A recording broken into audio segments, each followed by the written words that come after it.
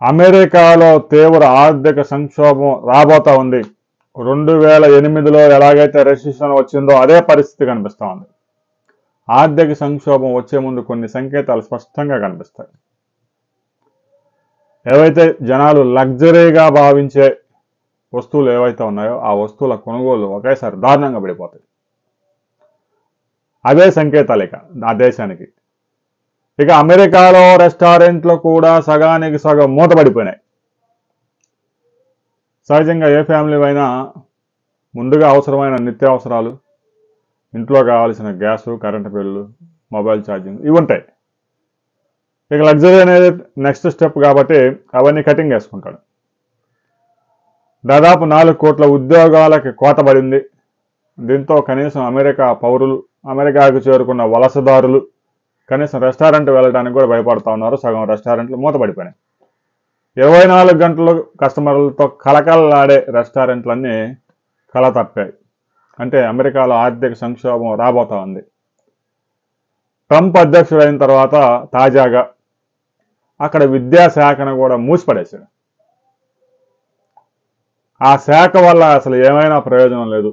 దాదాపు 30,000 మంది ఆ శాఖలో పనిచేస్తా ఉన్నారని చెప్పేసి ఆ శాఖను శుభ్రంగా క్లోజ్ చేసేసాడు. ఇక అమెరికాకు వస్తున్న దిగుమతుల మొత్తం మీద 15 నుంచి 25% సుంకం పెంచాడు. అమెరికా పెంచితే China, Canada, Mexico, Brazil, India ఊరుకుంటాయా? వీరు కూడా అమెరికా నుంచి వస్తున్న దిగుమతుల మీద పెంచారు. ఈ విధంగా ట్రేడ్ వార్కి ట్రంప్ వచ్చిన తర్వాత మరోసారి పునాది వేశాడు. ఇలా ట్రేడ్ వార్ కొనసాగుతూ ఉండగానే అమెరికాలో ఉద్యోగాలన్నీ ఎత్తిపోతా ఉన్నాయి. గతంలో గ్రీన్ కార్డు ఉంటే అమెరికా పౌరుడిగా భావించి ఇక నాకు తిరుగులేదు అనుకునేవారు. ట్రంప్ తాజాగా ఒక బాంబు పేల్చాడు. మీ గ్రీన్ కార్డు కదా, ఏ కార్డు ఉన్నా కూడా ఎత్తేస్తాము. కంపెనీలు ఎవరైతే టెక్నీషియన్స్, నైపుణ్యం కలిగిన కార్మికులు అయితే ఉద్యోగులు కావాలో వారిని మాత్రమే ఉంచుకోండి, మిగతా వారిని అందరినీ పంపించే కార్యక్రమం పెద్ద ఎత్తున చేపడుతూ ఉన్నారు. ఇప్పటికే భారతదేశానికి 388 మందిని డంప్ చేశారు. ముఖ్యంగా పంజాబ్, హర్యానాకి సంబంధించిన ఎక్కువ మంది ఉన్నారు. మరో 300 మందిని త్వరలో మేము పంపించబోతా ఉన్నాం, సిద్ధంగా ఉందని చెప్పేసి భారత విదేశాంగ శాఖకి పంపించారు సిగ్నల్స్. వీరు కూడా సిద్ధంగానే ఉన్నారు. ఎందుకంటే దాదాపుగా అమెరికాలో 18,000 మంది భారతీయులు అక్రమంగా నివసిస్తున్నారు అని విదేశాంగ మంత్రి జయశంకర్ స్వయంగా పార్లమెంట్లో చెప్పారు. మీరంతా వచ్చేయండి అన్నా కూడా రావడంలా. ఇక వాళ్ళందరికీ సంఖ్యలు వేసుకొని వచ్చి అమృత్సర్ విమానాశ్రయంలో దింపుతున్నారు. భారత్ తరపున విదేశాంగ శాఖ అధికారులు వెళ్ళి బతులాడుకుంటే మహిళలు, పిల్లలకు మాత్రం సంఖ్యలు వేయం, మిగతా వాళ్ళకి వేయాల్సిందే అని చెప్పేసి అక్కడ అధికారులు చెప్పారు. సంఖ్యలు వేసి అమృత్సర్ విమానాశ్రయంలో దింపిన తర్వాత వాళ్ళందరినీ క్యూలో నిలబెట్టి అప్పుడు సంఖ్యల్లో తీస్తూ ఉన్నారు. భారతదేశానికి ఇది ఒక రకంగా అవమానే. అయితే వీళ్ళంతా అక్రమంగా ఎలాంటి పత్రాలు లేకుండా ఈ డాంకీ రూట్లో అమెరికాలో జ్వరబడ్డ వాళ్ళే ఎక్కువ. చాలామంది 2 సంవత్సరాలు చదువుకోవడానికి ఉన్నత విద్య కోసం వెళ్ళి ఎలాగో 5 సంవత్సరాలు వీసా ఇస్తారు కాబట్టి ఇంకా తర్వాత చిన్న చితగా పనులు, పెట్రోల్ బంపుల్లో, రెస్టారెంట్లో పనిచేసుకుంటూ మంచి ఉద్యోగం కోసం ప్రయత్నాలు చేస్తున్నారు. కానీ అక్కడ ఉన్న ఉద్యోగాలు ఊడిపోతూ ఉన్నాయి.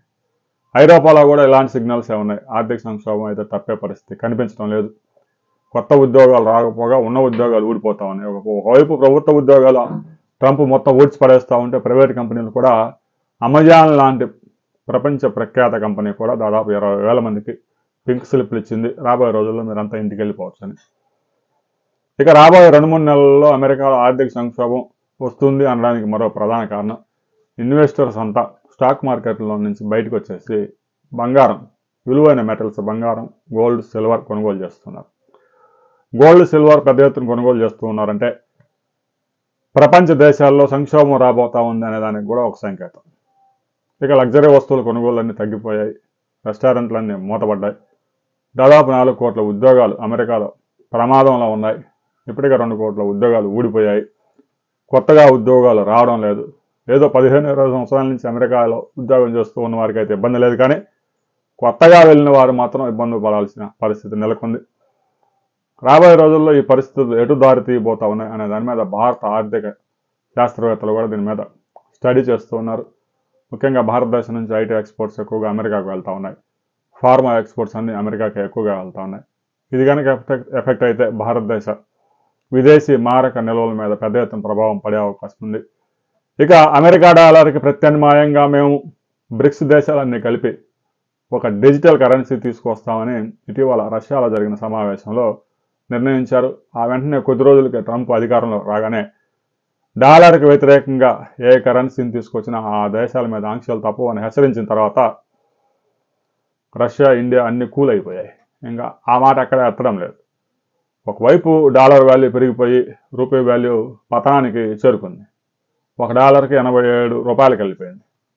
1910లో $1కి $3 వచ్చేది. ఇప్పుడు $1కి 86 రూపాయలకు పడిపోయింది. అంటే మన ఎక్స్పోర్ట్స్ తక్కువగా ఉండడం, దిగుమతులు ఎక్కువగా ఉండడం దీని ప్రధాన కారణం. అందుకే చాలామంది విదేశాల నుంచి దిగుమతుల మీద పెద్ద ఎత్తున సుంకాలు విధిస్తూ ఉన్నారు. ఇక ప్రపంచ ప్రఖ్యాత టెస్లా కంపెనీ కూడా వాళ్ళ కార్లు భారతదేశంలో ప్రవేశపెట్టాలని ఎప్పటి నుంచో ప్రయత్నం చేస్తూ ఉంది. 110% సుంకం ఉంది. ఆ కారు కనుక భారతదేశం మార్కెట్లో అడుగు పెడితే భారతదేశంలో ఉన్న మోటార్ కంపెనీలు, ఇండియాకి సంబంధించిన కంపెనీలు, ముఖ్యంగా టాటా, మహేంద్ర లాంటి కంపెనీలు ఎత్తిపోయే ప్రమాదం ఉంది. అందువల్ల ఇండియాలోనే మీరు కంపెనీ పెట్టుకోండి. ఇండియాలో మార్కెట్లో ఇప్పటికే ఏవైతే ఉన్నాయో మోడల్స్ వాటిని దెబ్బతీయకుండా మీరు మార్కెట్ చేసుకోండి అని ఒక అవకాశం ఇచ్చారు. టెస్లా వాళ్ళు కూడా ప్రస్తుతానికైతే అమెరికా నుంచి తీసుకొచ్చి ఇండియాలో అమ్మడానికి ఆ కార్లు 40 లక్షలు, 45 లక్షలు పడే అవకాశం ఉంది. కాబట్టి ఈవీలు పెద్దగా మన మార్కెట్ని దెబ్బతీసే ప్రమాదం లేదు. రాబోయే రోజుల్లో మాత్రం భారతదేశంలో ఒక కార్ల ప్లాంట్ పెట్టుకునేందుకు టెస్లా సిద్ధమవుతామని. ఇక అమెరికాలో ఆర్థిక సంక్షోభం కొనసాగుతుందా, ఐరోపా కూడా వ్యాపిస్తుందా అనే దాని మీద మరిన్ని వివరాలతో మరో వీడియోలు తెలుసుకుందాం.